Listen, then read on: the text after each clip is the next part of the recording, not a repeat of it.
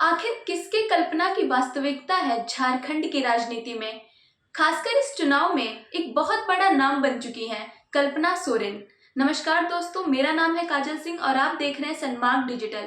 आज हम बात करेंगे कल्पना सोरेन के बारे में, जो झारखंड की राजनीति में एक बहुत बड़ा नाम बन चुकी हैं। जिस कल्पना सोरेन की भीड़ खींचने की क्षमता और सभाओं में बेधड़क बोलने के कौशल से झारखंड आज मोहित हो रहा है, शायद उन्होंने शादी से पहले और पति हेमंत सोरेन के जेल जाने तक राजनीति के गलियारों में इस तरह चर्चित होने की कोई कल्पना भी न की हो।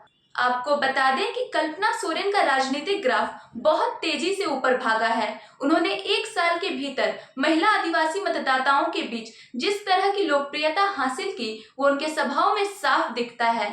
बता दें, इसी साल जनवरी में हेमंत सोरेन को भ्रष्टाचार के मामले में गिरफ्तार किया गया था, जिसके बाद कल्पना ने विपक्षी इंडिया गठबंधन के लिए लोकसभा चुनाव में प्रचार की जिम्मेदारी ली थी।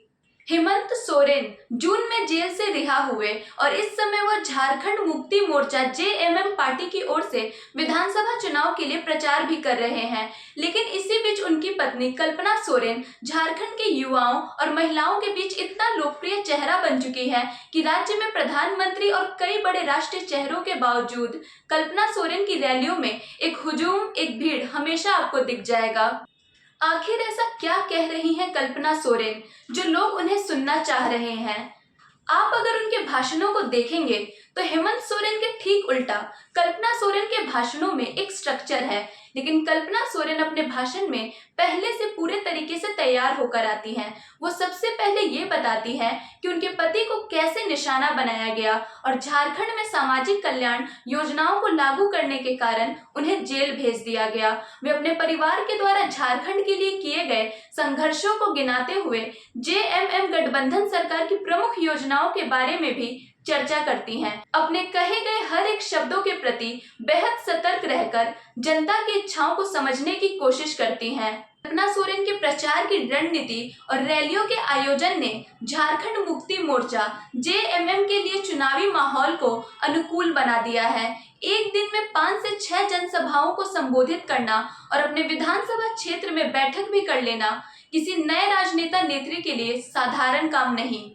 वो लगातार भाजपा के चुनावी रुख पर भी हमला बोल रही हैं, खास तौर पर भाजपा नेताओं द्वारा राज्य में घुसपैठ के आरोपों पर।